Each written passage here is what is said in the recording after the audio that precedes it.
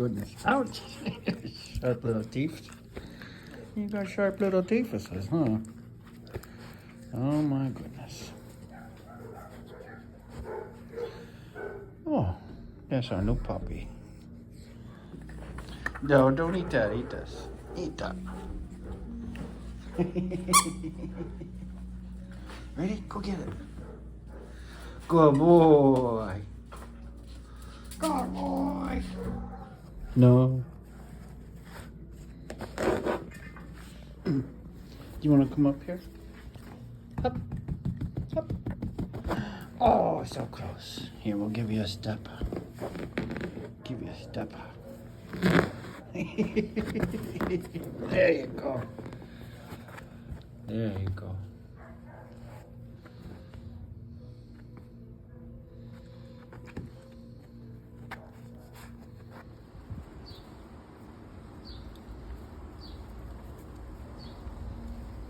We just got back.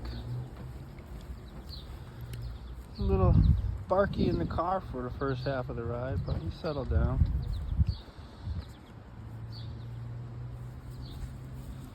So he's just meeting Eddie now.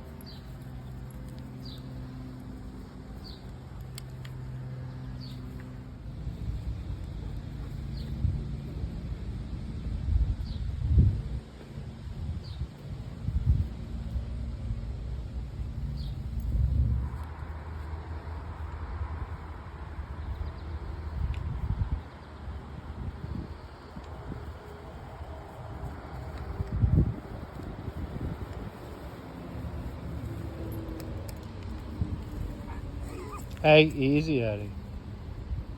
Just a baby. Just a baby.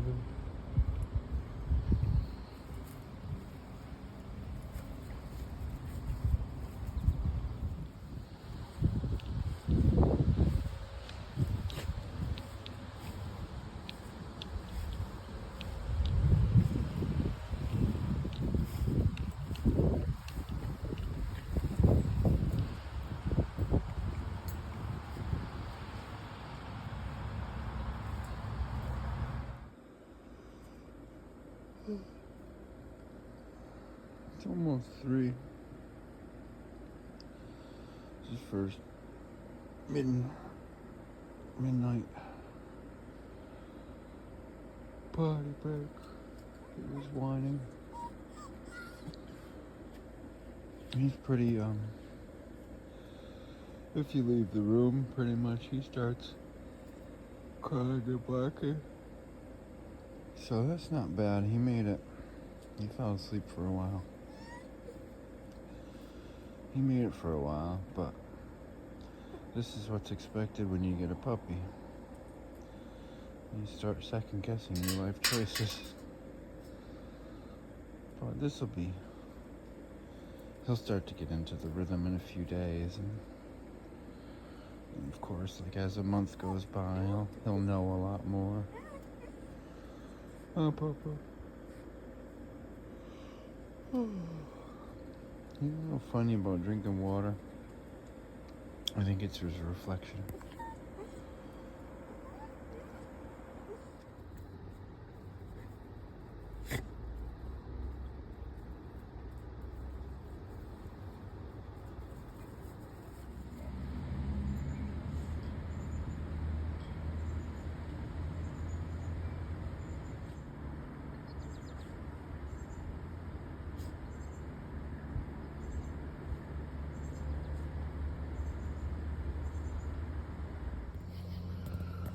It's 3 a.m. He's whining, crying a bit. So I got it to take him out. This is like, I don't know, when was he out last? Like 10 or 10:30 anyways. Oh, it's not too bad.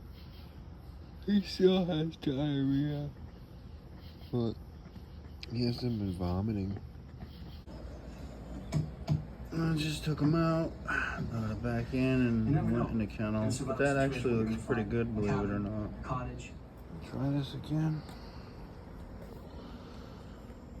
Ooh. I'm just gonna sit out here for a bit, see if it'll just go eventually. But just like last time, all he wants to do is play or sit on my lap.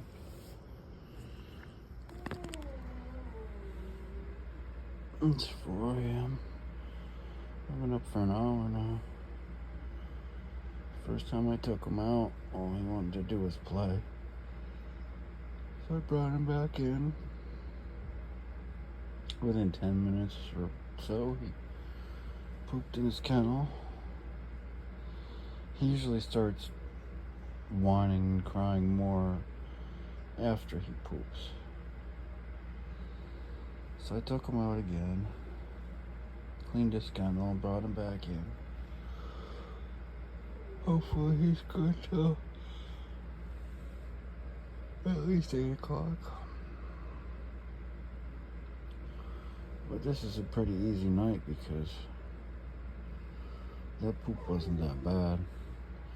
He's had pretty much like liquid diarrhea, and then also he didn't step in it, which is even worse because sometimes I gotta take the whole crate out, hose it all down, and bring it back in and dry it and put in new blankets. And I was doing that sometimes twice a night. But he's feeling much better. A lot more energy. He's eating and drinking. I was pretty scared for a little while there that he might have parvo, but that came back negative. I still haven't gotten any results from the poop sample. Oh, he made it. He made it.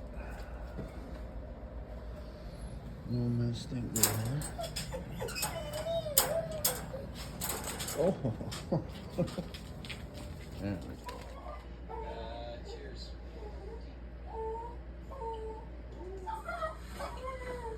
Once again, camaraderie served to distract our survival focus. We were being chased by a dropping sun. Same as always, it's one of those cases where...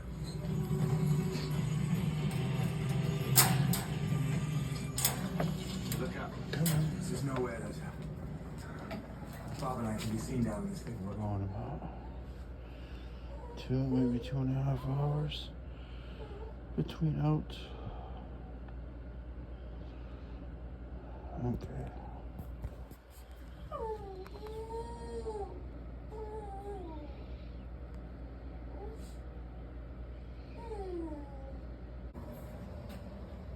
Literally, while I was getting my shoes on, I started to smell it. Why would you do that to me, puppy?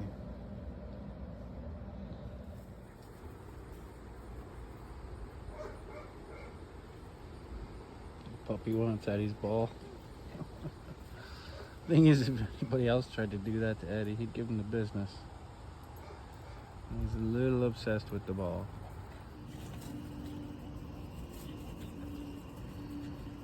Puppy's zooming out.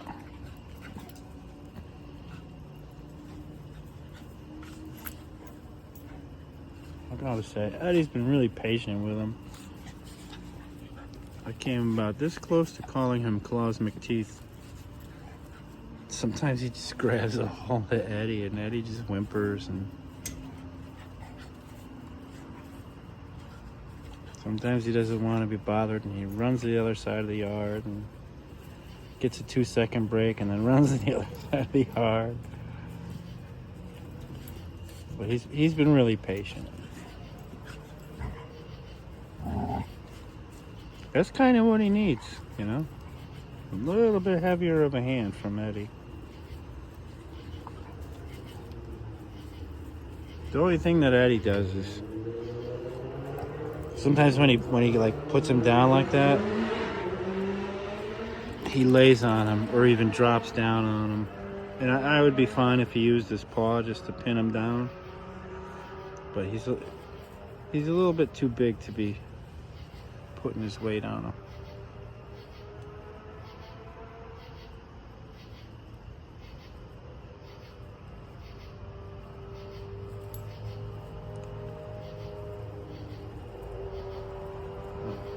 Oh, 80 got the stick.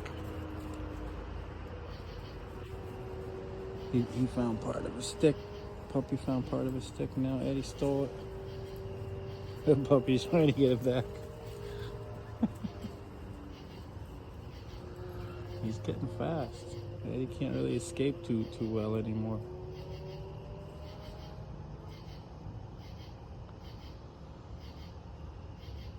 Poor little guy, he hasn't been feeling good. It was about 5 days or so, maybe 6 days. Just because the first vet gave the complete wrong medicine, which actually made it worse. And then my vet got him sorted out, and he's been feeling better for a couple days now. Everything's getting back to normal, so it was kind of a nightmare though.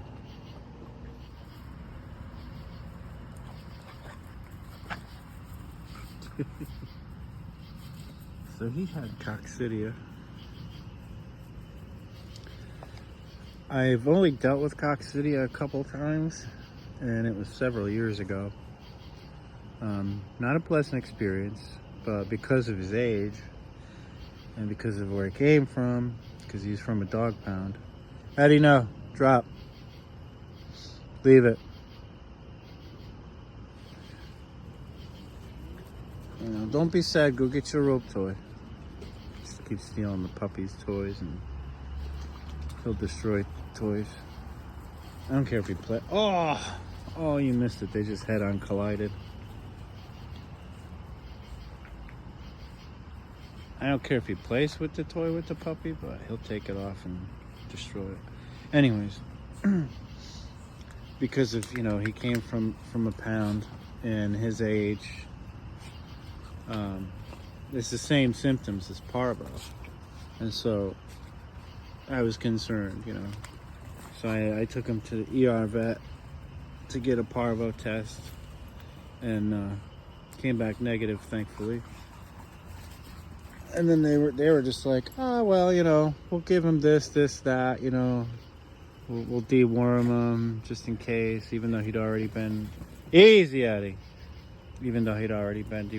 and his poop sample from like 3 weeks ago came back negative for anything. So I'm like, all right, And also when I took him in, I panicure dogs that are from the pound. It's a dewormer. It takes care of Giardia, stuff like that. So anyways, I knew he didn't have worms, but I'm like, all right. And they're like, oh yeah. Well, and I said, oh, can you take this back? I already have it. Like, I don't need to pay for it. So they took it back, and it kind of gave me an attitude, but whatever. I'm not paying for something I already have, As I'm leaving, he craps in the car, and there wasn't much solid that I could really get, but so I park the car again. I go back in. I says, hey, he crapped in my car. I want to leave a poop sample. And so I get the cup. I go out. By this time, he stepped in it, and scraping around trying to find something. I got a little bit, enough for them, I guess, to do the test. Anyways, it came back positive for Coccidia. The symptoms for Coccidia, the first symptom he had was loss of appetite. So he wasn't really lethargic yet, but just put down his dinner, and he didn't even touch it, not even a little bit. And that was pretty unusual from what I've seen, having him for the week. So he, I put him to bed later that night, and he threw up around midnight. So I get up, I clean that up, take him outside. Doesn't do anything. Now he's seeming probably kind of lethargic at that point, but it's midnight, so every dog's gonna be sleepy. Then at 2 a.m. he has diarrhea in his kennel. So those were the first symptoms. By the next morning, still not really wanting to touch food at all, lethargic, like really lethargic, and still having diarrhea and vomiting. So that was my big concern, that it could be parvo, because the symptoms are all the same. Because of the vomiting, he's getting dehydrated. So, So anyways, he comes back positive. And the day that I got the results, it took them 2 days to get back to me. And I said, it's really urgent because I have 6 other dogs that, I don't want it to spread to. So it took them 2 days, and actually the vet that was supposed to call me back, I called them, and they're like, oh yeah, she'll get back to you by the end of the day, and she didn't. And then the next day I called, and they were like, oh well, the vet saw you went on vacation. I'm like, oh great, so she just went on vacation and didn't tell me. Anyways, they had another vet call me like an hour later, and they gave me the results. So my vet put him on the proper meds, and he started to feel better within a couple days. The poop started to solidify. No more vomiting. And now I think he's had 5 doses of the Albon that he's on, and his poop is looking back to normal, and it's no longer a concern for shedding or for spreading. But when they get that, they shed what are basically, they're called cysts. We could call them eggs, basically, is what they are. And so they come out in the poop, and then another dog comes along and eats the poop, or gets the poop on their foot and then licks their foot. In some manner, they ingest the cysts. The cysts go into their digestive system. They shed their shell, or basically hatch, and then they start reproducing and creating more.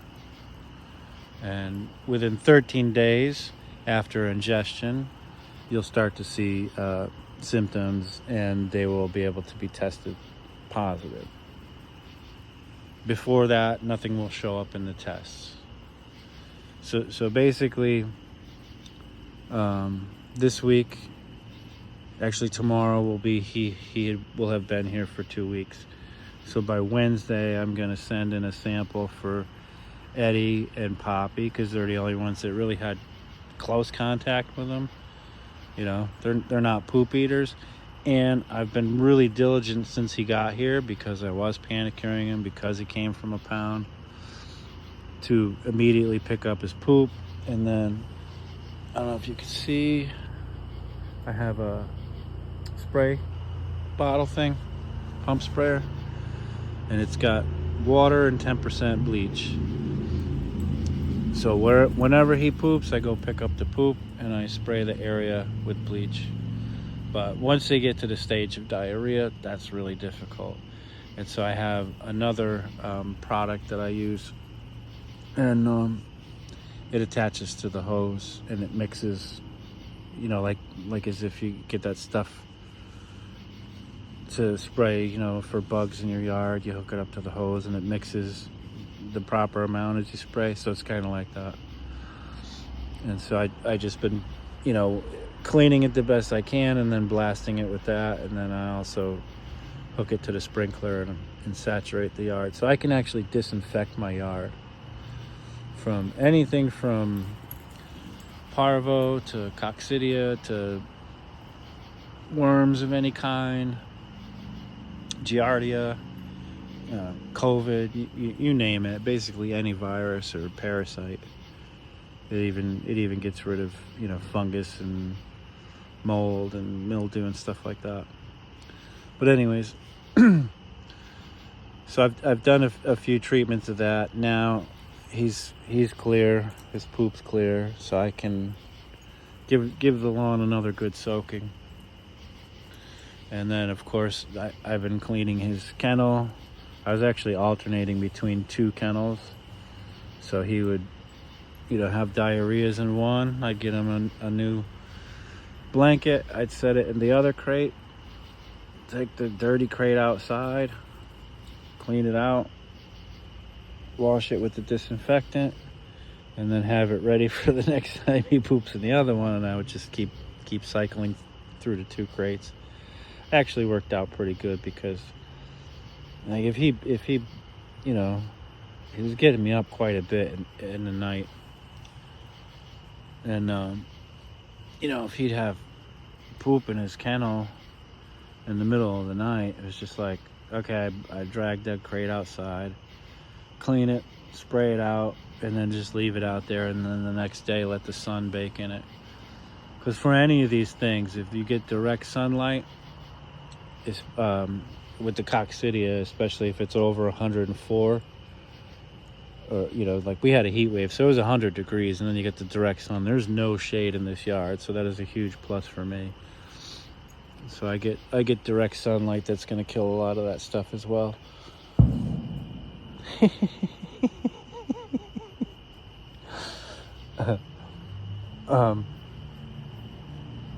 But yeah, so with the direct sunlight and the disinfecting, I'm not too concerned, you know, and plus I was diligent in the beginning.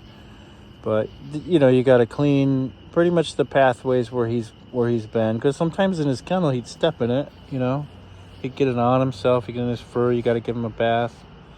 And anywhere that he'd walked, you'd have to mop that with you know, bleach and water.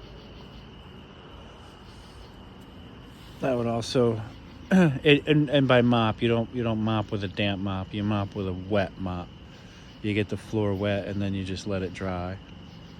You're not really mopping to clean dirt or stains, you're just mopping to disinfect. So you get it good and wet, and then you let it air dry. Air drying is really the most important thing, you know. So if it's like on a kennel floor or something like that, you don't want to squeegee this stuff away. Anyone who's worked in food service, you know, you get the 3-bay sink. You wash in one, you rinse in the other, and then you dip it in the disinfectant, and then you put it in a rack to dry. You're not supposed to use a towel to dry it. You could heat dry like those, you know, super commercial dishwashers that are super hot.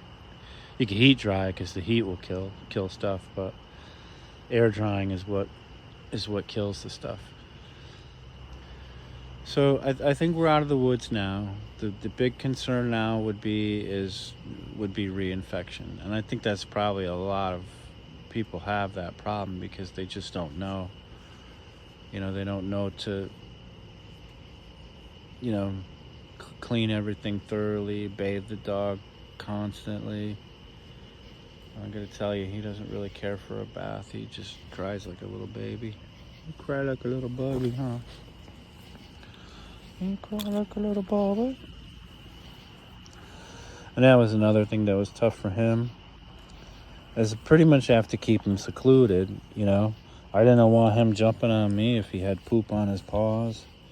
I didn't, you know, want him jumping on Eddie or really having any physical contact with any of the other dogs while he was sick. So it was basically he came out by himself and went back into the crate, because that was really the best way that I could keep it contained, you know.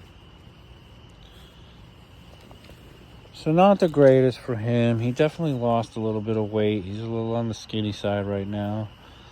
But now that his poop is starting to normalize, I can start increasing his meal. Ow! His meals. You have to get off. I can start increasing his meals and give him the more like richer food, the puppy food. Oh. I'm gonna put a little bit more weight on you, huh? Because you're a grown boy. You're supposed to be a little butterball. You're supposed to be a little butterball. And of course, being that he was sick, I couldn't really do any work with him. So there's some things that like he doesn't have much of a choice. None of the dogs do when they get here off. You know, they have to go into their crate. And some dogs don't want to, or they're not used to it, or whatever, right? He don't know. Well, he's got to go in, so I haven't been able to crate train him. I just had to basically pick him up and put him in there. And he's not bad. I mean, he was like this back at the pound too. Start barking and basically screaming. And so when I put him in the crate, he's fine unless I eat something or I leave the room. Then he barks and screams. What are you doing, you knucklehead? Anyway, yeah, it was pretty rough on him. And couldn't really have any toys in his crate because they would get poop on him. And yeah, I was changing his bedding and cleaning his crate probably like 7 or 8 times a day. And he was doing really good, like as far as potty training goes. No indoor accidents, and no accidents in the crate for the first week until he got sick. As long as I was getting him out like every 3 or 4 hours, he was good. But now he's a little bit like he'll pee in there now and stuff too. So even though sometimes, like, you know, he was just out here, but he gets so preoccupied now that he's feeling better with like running around and playing and stuff that he doesn't end up going, and then he'll probably go, or I'll have to bring him out by himself to go and try to keep him from playing with everything. If I bring him out here by himself, if he's tired, then he just kind of sits by my feet, and then eventually he'll wander off and go. But it could take him a while sometimes. At some point I'm going to do a more detailed video on dealing with parasites, worms, Diarrhea, Coccidia, all that fun stuff. I think that you know, it's definitely needed because there's nothing really out there that's you know, too detailed about dealing with this sort of thing. And there's a lot of mixed information too about what products to use and blah blah blah. So with the Coccidia, I started looking up, you know, this is all bleach doesn't work, oh bleach works, you know. So it was like conflicting information. And then I got one that's there was this one chemical that works for Giardia, and so I look up where to buy it. Well, you can't buy it unless you go to a specialty chemical place, and I'm sure you probably need to have like a special license to buy it, you know. But I looked up any products that contain that, nothing out there, you know. So I talked to my vet, and my vet was like, bleach. She's like, bleach is the absolute go-to for everything. She says, I even use it for ringworm, which can be, it's not actually a worm, it's a fungus, like athlete's foot basically. And if it spreads, like starts to flake off and shed and gets in your carpet or the dog's bed, and it could be really hard to get rid of. I had a dog that came in that had it, and you could treat it with athlete's foot cream, you know. And so I did. I was like, oh man, that looks like ringworm. So I treated it. Didn't have any issue with it spreading, right? So that dog was only here for a week. And basically the couple was separating, and he was going to keep the dog. So I go to bring the dog to him, and I can see up on the back of his neck, he's got ringworm on the back of his neck. The guy does, you know. And I'm like, oh, that's disgusting. Don't you know that? Don't you know what that is? My brother had it a few times. He used to wrestle. So all those sweaty wrestling mats that they roll around on, I guess it's pretty common that they get it from, you know, wrestlers get it a lot. But as long as you catch it, treat it, you're good. Oh, isn't that sweet?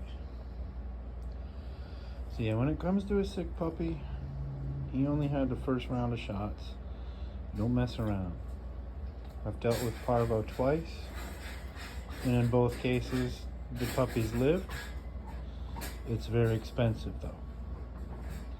It can cost, geez, these days, the prices of things in vets and everything, probably as much as $10,000. And the reason is it requires 24-hour care. constant, like, hydrating the dog, trying to get the dog to eat and keep food down, and the medications that are involved in all that. And it takes 24-hour care for about a week. You can do it at home. You could talk to your vet, get all the medications that you need, and do it from home, but you will be up all night. You won't sleep for a week. And I got to tell you, the Coccidia is not much different. Just not nearly as bad, and not nearly as life-threatening, although it can be life-threatening if unchecked. So when it comes to that stuff, don't mess around. Your puppy has vomiting or diarrhea, especially the other symptoms, lethargia, loss of appetite. You want to get to the vet as soon as possible. Right, Edward? And then any of the new dogs, when they come in, like when this dog came in, I do the same thing. I immediately pick up his poop and I spray the area until I can, better assess what's going on. If there's because sometimes when they come in, they're nervous and they may have a little bit of diarrhea or even blood in their stool. It just happens, and you gotta watch for it and be careful. So even if they have a poop sample, right, and the test come back negative, you could get false positives on a lot of things. So just because they had a poop sample and you see, especially if you get the Diarrhea has a really sick smell to it, you'd recognize it. It just smells like sick. Coccidia has more like the bottom of a swamp, like swamp muck smell to it, and then almost a metallic smell along with it. So it's a little bit different. And then the various worms. Like now, when he poops, it's solid, and you don't really smell it. But man, when it was Coccidia, I'd wake up and I go, okay, he pooped. He pooped. Oh, Pup. You're being very, very well behaved now, huh? But I'm gonna do I'm gonna make this into a series. It's obviously too much. We're gonna follow Puppy's life and his development and his training and all that good stuff, so that you know what to expect when you're expecting a puppy. And I have to say, when I chose him, I don't choose by breed. I don't care about that. And just because one breed is a golden retriever and they're known to be nice doesn't necessarily make it so. And just because one breed is a pit bull and they're known to be, fighters or whatever people say about them, it's not true. It's by the personality. So you want to choose by temperament and personality. I chose him based on they had a litter, right?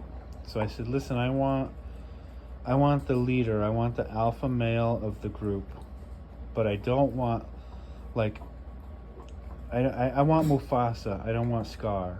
You know what I mean? I want a dog that leads and the followers choose to follow and they respect him. I don't want a dog that if I put a bone in there, he uses violence and intimidation. I want the dogs to naturally yield because they respect him, because of his energy and his presence. And I gotta say, he's been great so far. Very confident. He's not afraid of, weird fears or things.